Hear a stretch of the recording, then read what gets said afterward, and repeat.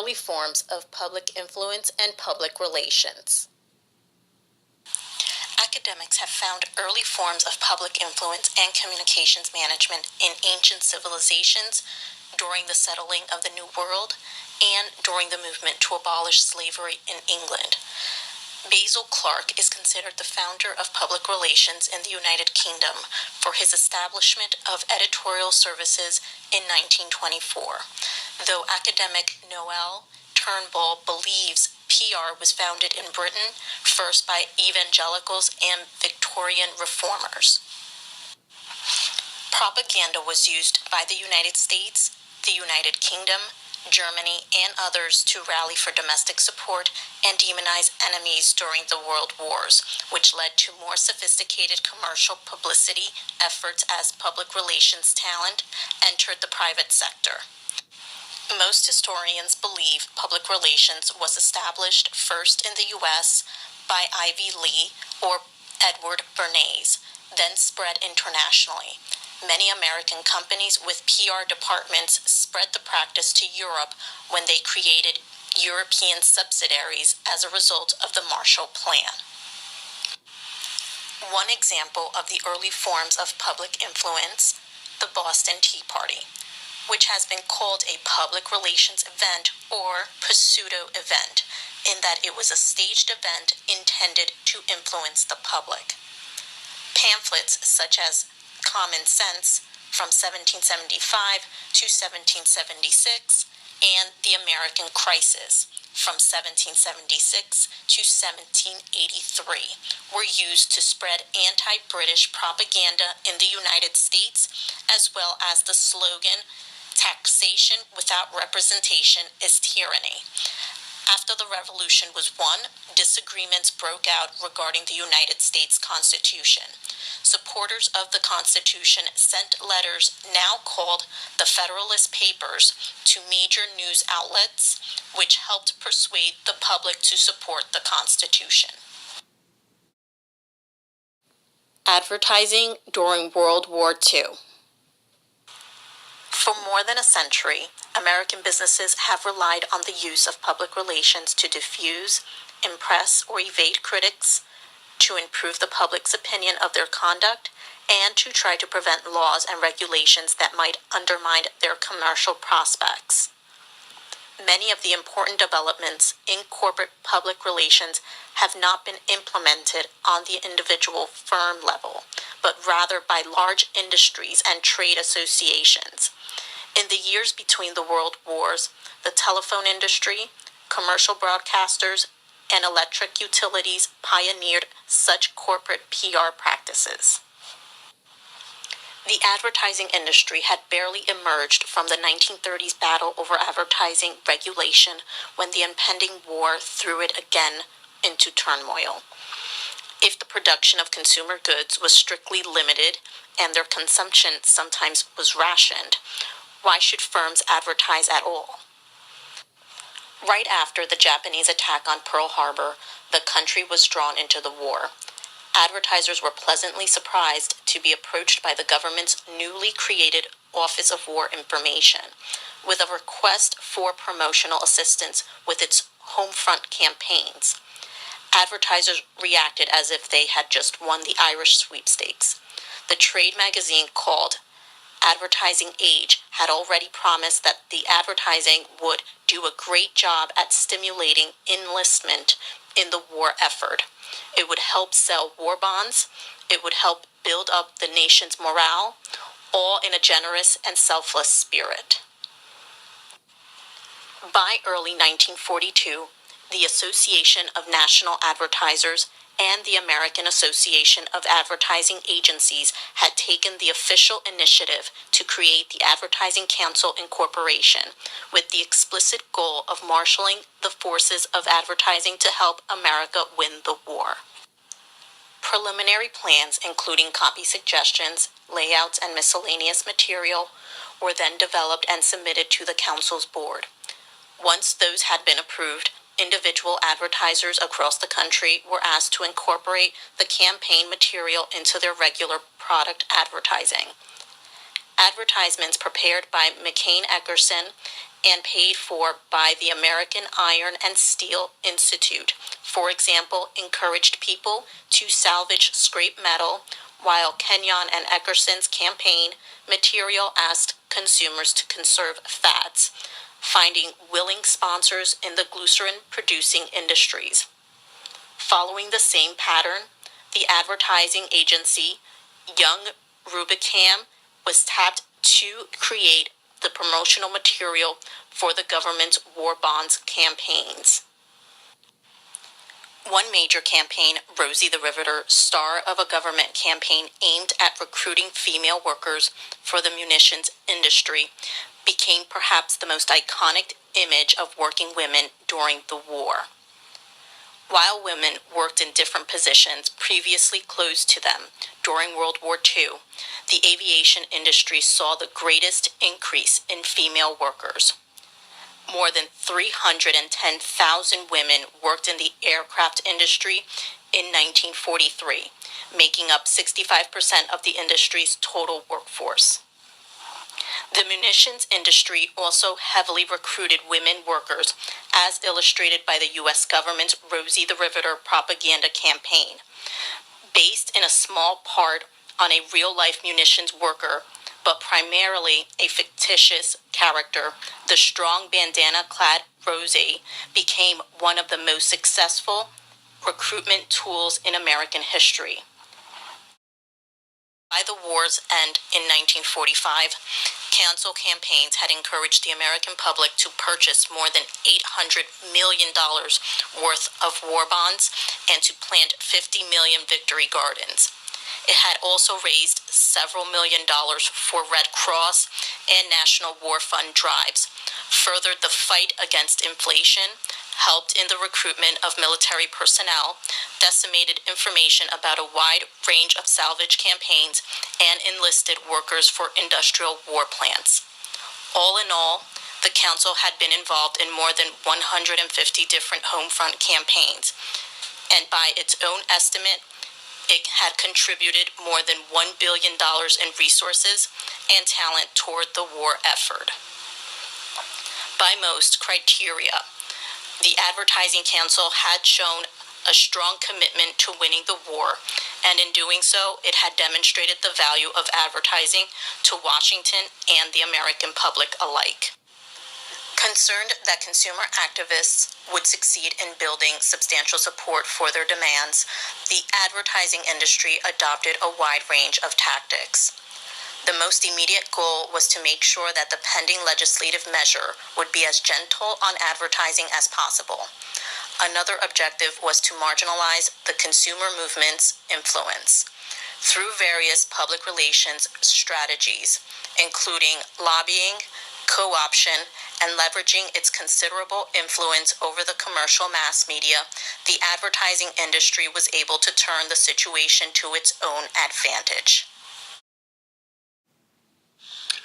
Public relations has its roots in propaganda, a word that took on dark connotations starting in World War I. To sanitize the practice of mass influencing, the term public relations was coined and embraced by journalist Edward Bernays, later known as the father of public relations. Bernays' first foray into public influencing was his work for President Woodrow Wilson, which helped move the United States into World War I. Public relations efforts followed. One of Bernays' most famous was his work for Lucky Strike cigarettes. One of his early cases involved Lucky Strike cigarettes in the 1920s. The American Tobacco Company asked him to expand sales. Women would be an ideal market, but there were problems. First, women didn't care for the green packaging of Lucky Strikes, and the manufacturer concluded that changing the color was too expensive. Second, it was taboo for women to smoke in public. Bernays took a unique approach to these obstacles. First, he recommended that if the packs must stay green, they should make green the premier color of the fashion season. During his Green Ball campaign, Bernays convinced French designers to incorporate green into their latest fashion lines, and not just any green, but the specific dark green shade of Lucky Strike packaging. He also engineered a green gala at the Waldorf Astoria, featuring some of society's most prominent tastemakers. To address the problem of smoking in public, he linked Lucky Strike cigarettes to the women's liberation movement, arranging for young women to march down Fifth Avenue, smoking and calling the cigarettes torches of freedom. Instead of appearing to sell cigarettes, this seemingly spontaneous march appeared to be a part of the struggle for gender equality. The rise of organizations' use of social media. Organizational survival depends on many factors, but system theorists believe that organizations that function as an open system have a greater chance of survival than organizations that function as a closed system. Open systems are responsive to environmental changes through the exchange of inputs and outputs. Further, open systems adjust and adapt to change through mutual understanding and two-way communication.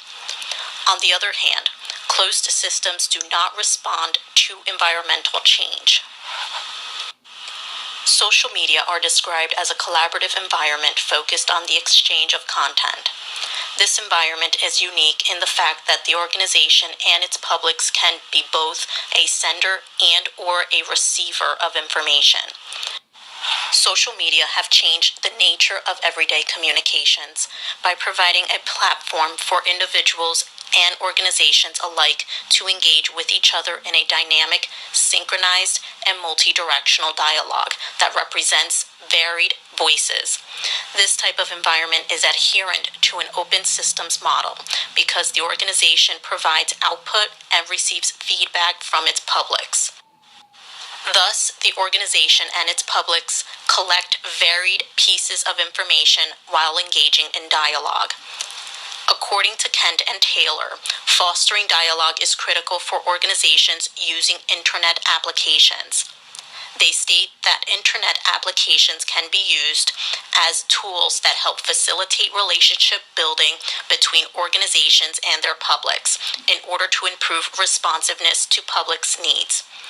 Organizations are able to adapt and adjust quickly based on what they learn from their publics through the two-way, synchronized environment social media offers. Therefore, the public is seemingly satisfied as the organization is taking what it learns, adapts, and adjusts accordingly to satisfy the public's needs. In turn, the organization is also satisfied because its needs are met by the opportunity to learn firsthand its public's interests and opinions.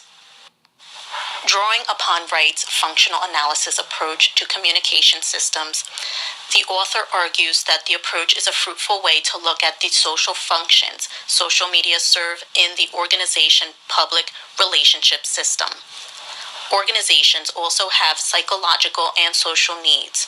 Therefore, applying a functional analysis approach may be a good way of determining the functions social media serves the system comprising organizations and their publics simultaneously engaged in the social media environment.